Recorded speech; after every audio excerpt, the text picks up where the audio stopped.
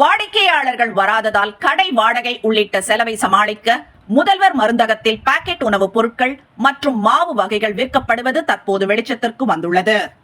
மக்களுக்கு குறைந்த விலையில் தரமான மருந்துகளையும் மாத்திரைகளையும் கிடைக்க செய்ய அதிமுக அரசு சார்பில் அம்மா மருந்தகங்கள் தொடங்கப்பட்டிருந்தன.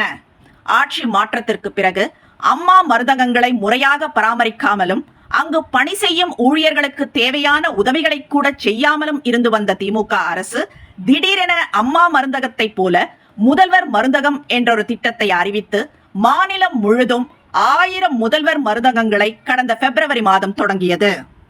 இதில் 462 மருந்தகங்களை தனியார் தொழில் முனைவோர் நடத்த 538 மருந்தகங்களை கூட்டுறவு சங்கங்கள் நடத்துகின்றன.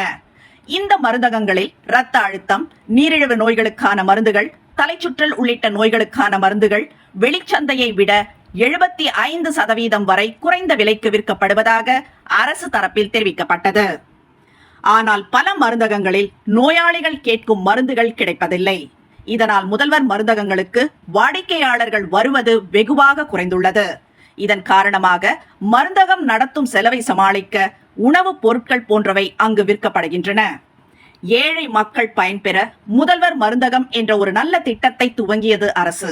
ஆனால் கடை உள்கட்டமைப்பு பணிகளுக்கு வழங்கிய 3 லட்சம் ரூபாய் கூட போதவில்லை என்கின்றனர் மருந்தக ஊழியர்கள்.